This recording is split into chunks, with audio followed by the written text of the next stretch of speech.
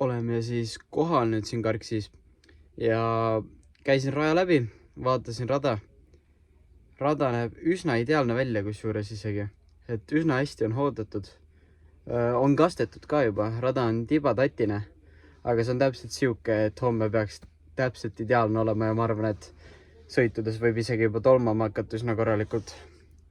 Aga jah, suured ootused homseks ja esimene Estikate etapp ja loodame siis ikkagi parimat ja homme hommikul kohe 9:45 on siis kvalifikatsioon ja siis juba kell 1 on esimene sõit.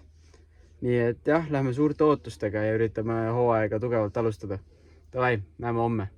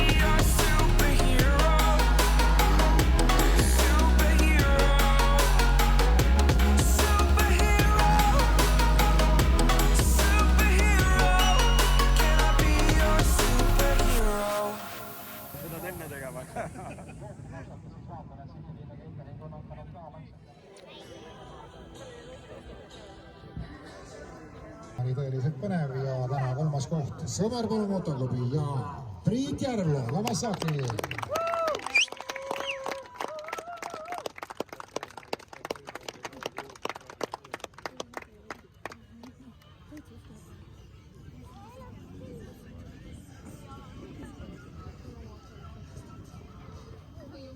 Täna 47 kohapunkti ja teine koht poodiumil oma sõidu võitja, teise sõidu teine mees.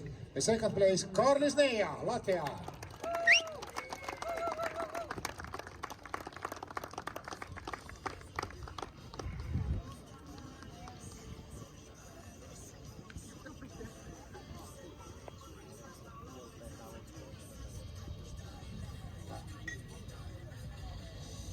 ja tänase päeva võitja, liigutage nüüd natukene taevast kõrgemale, Red Motor Racing ja Karl Robin Rillo Yamaha.